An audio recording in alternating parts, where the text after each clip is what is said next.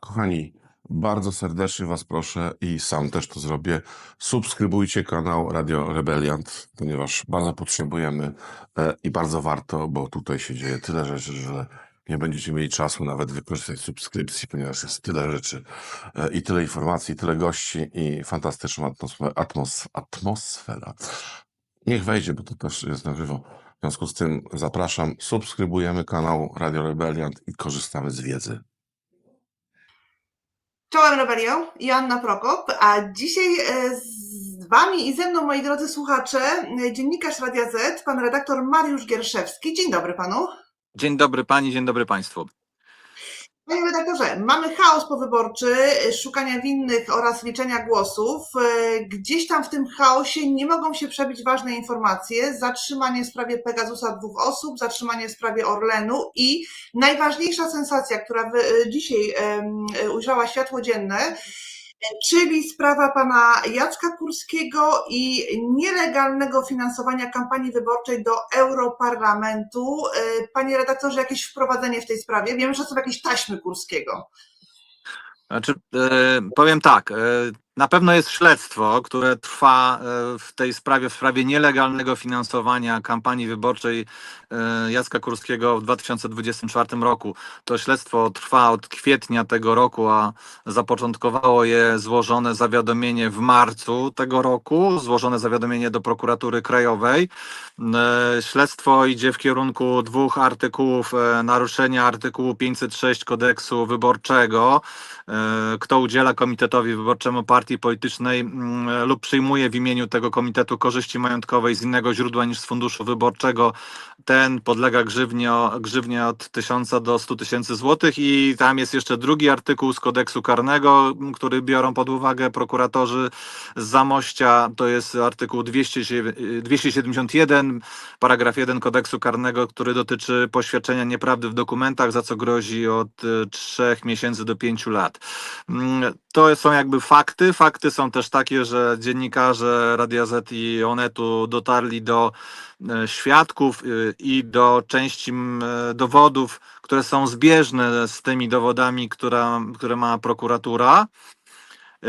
No i trzeci fakt, że zostało u nas opublikowane dzisiaj przez Radio Z i przez Onet.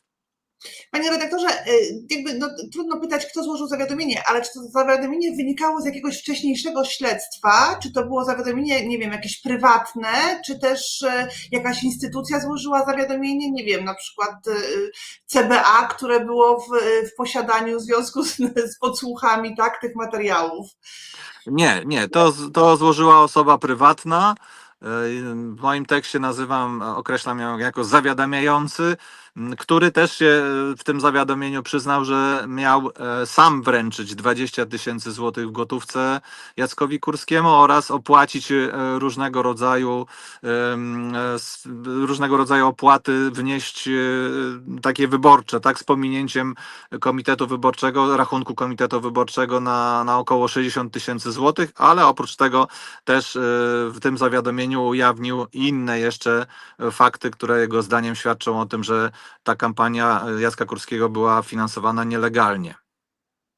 Panie redaktorze, właśnie, bo w artykule Państwo ujawniacie te 20 tysięcy w gotówce, 60 tysięcy jakieś tam, natomiast na nagraniach kawałeczek tych taśm już sobie hula po X-ie.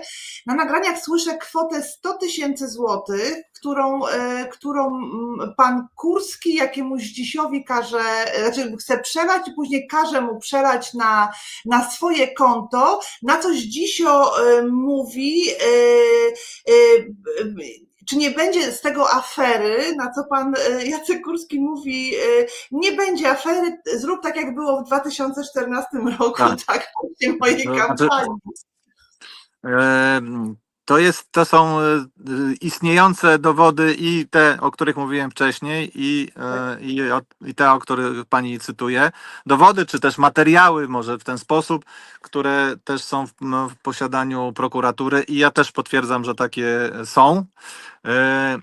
Natomiast jakby jest to rozmowa Jacka Kurskiego z Dzisiem, Domniemanie jest takie, że to jest syn Jacka Kurskiego, co też wynika z szerszego kontekstu, bo są tam poruszane też i inne rodzinne sprawy. I sens jest taki, że Jacek Kurski miał taki plan przedstawić, że wpłaci 100 tysięcy Zdzisiowi, a Zdzisio przeleje na jego fundusz wyborczy. Przy czym później pojawiają się jakieś wątpliwości ze strony tej drugiej osoby, do której Jacek Kurski dzwoni, no i wtedy on wyjaśnia, że nie, że wszystko będzie w porządku, że tak jak się udało, tak jak w 2014 i też tam instruuje, że może będzie to po prostu darowizna od rodzica, a może po prostu zarobiłeś w Szwecji. Takie przedstawia tłumaczenia, gdyby ktoś pytał, skąd się te pieniądze wzięły. Tak, potwierdzam, że takie materiały są. Panie redaktorze, to jest PiS w pigułce. Tam są jeszcze, bo są dwa nagrania. Znaczy ja nie wiem, czy one oba dotyczą pana Zdzisława. Nie umiem tego ocenić, czy te nagrania, które są na X-ie, to jest tylko rozmowa z panem Zdzisławem, ponieważ tam jest jeszcze informacja, Jarosław mi mówił, że nie muszę płacić, a później machnąłem ręką, czyli zapłacę, tak? Jakby kazali mi zapłacić, nie zgadzałam się tym, ale machnąłem ręką, bo przecież Bank Światowy, bo przecież TVP, tak? I jeszcze by mi to wyciągnęli. Więc jak jest tego...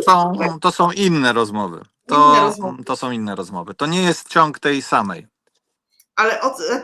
Ale dotyczy Już też... nie ze Zdzisławem. To nie jest już rozmowa z tym rozmówcą Zdzisiek. Ale pan Kurski tam się bardzo żali, że musi wpłacić te pieniądze, tak? Na tą Tak, tam się żali, że po prostu centrala na Nowogrodzkiej mu, i tutaj używa nieparlamentarnego słowa, zabrała 100 tysięcy, wymienia nawet nazwisko Kowalczyk, że to on miał mu zabrać te 100 tysięcy na kampanię, że mieli mu zabrać mniej, a zabrał mu 100 tysięcy. Tak to tam, tak to wygląda. Tak, jeszcze myślą, że jestem milionerem, nikt nie chce pomagać. Natomiast panie redaktorze, ja mam takie pytanie teraz trochę bardziej, chociaż to wszystko jest poważne, na poważnie, takie przekazywanie sobie pieniędzy, czyli ja wpłacę synowi, po cichu syn wpłaci na kampanię, to jest też nielegalne. No tak, po pierwsze indywidualne wpłaty mają swój limit. I po drugie także osoba, która prowadzi kampanię, też ma limit. No i ta kwota 100 tysięcy zdaje się, że przekraczała te limity. W związku z tym no tutaj jest podejrzenie, że jeżeli doszło oczywiście do tej transakcji, bo tego nie wiemy. Wiemy tylko, że była taka rozmowa ustawiająca taką sytuację. Ale jeżeli doszło, no to tutaj można by założyć, że doszło do złamania prawa. Panie redaktorze, teraz sobie uświadomiłam, co pan powiedział wcześniej, że na tych taśmach pan Kurski bardzo brzydko mówi o PiS-ie pod tytułem oszuści, brzydkie słowo, w sensie zabrali nam 100 z mojej kampanii, tak, więc sam PiS on nazywa oszustami. Przepraszam, że się śmieję, to jest poważna sprawa. Pan poseł Jacek Kurski jest dosyć dosadny w swoich wypowiedziach i kwiecistym językiem się posługuje, więc jakby to mnie nie dziwi, że tak wyglądała ta rozmowa. I teraz, panie redaktorze, pytanie.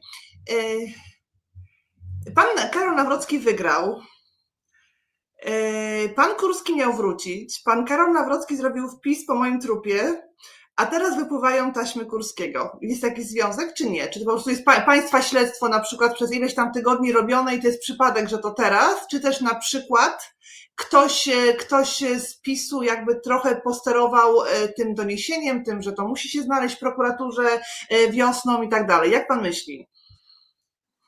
To znaczy, opierałbym się na faktach.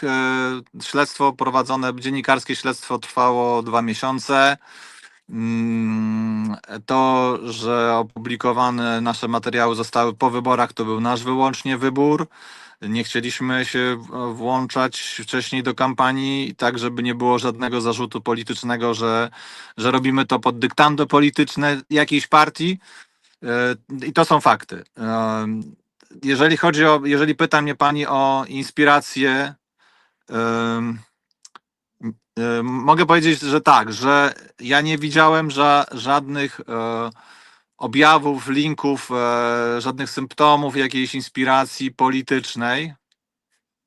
Oczywiście nie mogę dać głowy, ale nie widziałem w tym doniesieniu, w tym wszystkim do prokuratury, nie widziałem tego. Po prostu ktoś zawiadomił o nieprawidłowościach, bo miał ich dość, tak? Panie redaktorze, a czy sprawa jest rozwojowa według waszego dziennikarskiego nosa, tak? Bo na pewno widzieliście część Znaczy, tam, nie wiem. no rozwojowa o tyle, że rozumiem, że prokuratura musi przesłuchać wszystkich pracowników sztabu wyborczego byłego Jacka Kurskiego, no, przesłuchać być może jakichś kontrahentów, no bo jest tam mowa, że na przykład ten występ razem z zespołami Disco Polo Jacka Kurskiego na scenie, że tam były jakieś zaniżone faktury później, więc pewnie trzeba by przesłuchać, prokuratura powinna przesłuchać w takim razie tych, którzy brali udział w tym evencie, w organizacji. Natomiast jeżeli by pani mnie pytała, czy są tam jakieś wyjścia na nieprawidłowości wśród innych polityków, to na tę chwilę tego nie widzę. No właśnie, panie redaktorze, bo to też jakby cała sprawa dotyczy też tego, nie wiem jak to nazwać, wiecu, tak? Razem z muzyką w Wyszkowie chyba. Tak, Gdzie o tym mówię.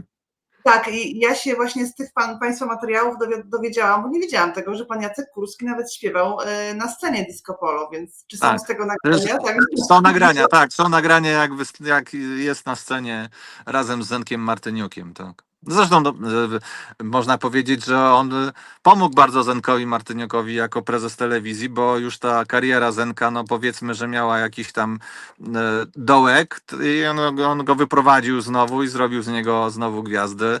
No i Zenek znowu pojawił się na tych salonach Disco Polo. Panie redaktorze, dlaczego Zamość? Dlaczego nie prokuratura warszawska, tak? Wyszków jest... Nie mam pojęcia, to znaczy zawiadomienie wpłynęło do prokuratury krajowej w Warszawie i potem była decyzja, aby poszło to do Zamościa.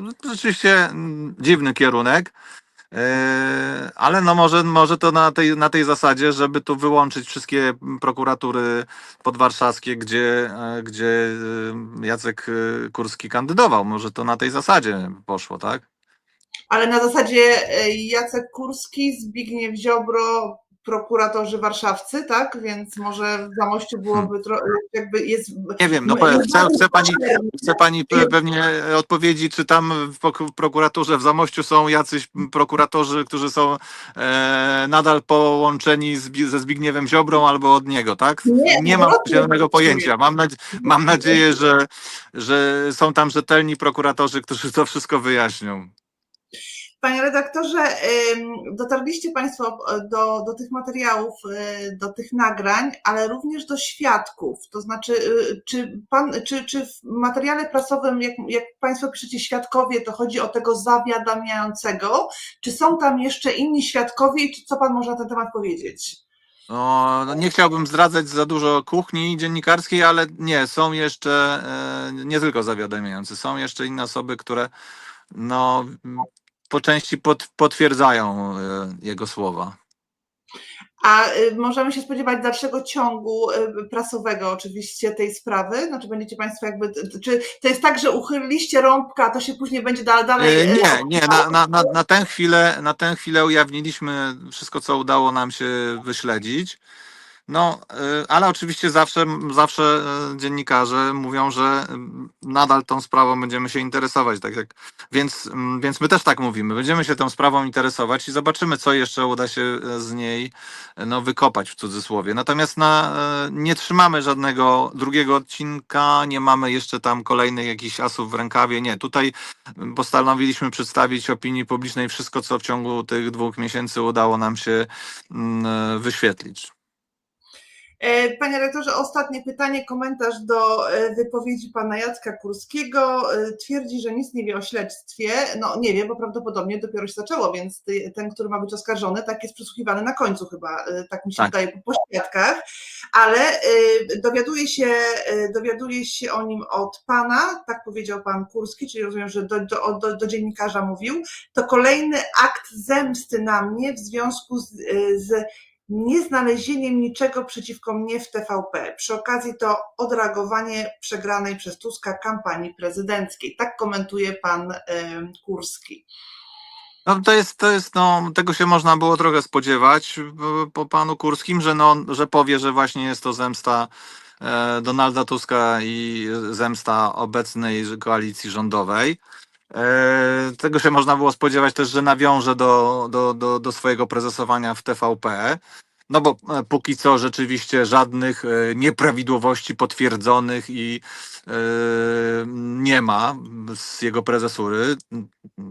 Nic na razie nie dostał żadnych zarzutów, więc jakby tu rzeczywiście może do tego nawiązywać. No, natomiast tak jak mówię, ja jako dziennikarz mogę powiedzieć, że tutaj nie ma żadnej inspiracji politycznej. To nie było tak, że polityk Platformy przyniósł nam gotowy materiał i wrzucił. Nie było żadnej inspiracji politycznej. Po prostu wyświetlaliśmy sprawę od początku my jako dziennikarze.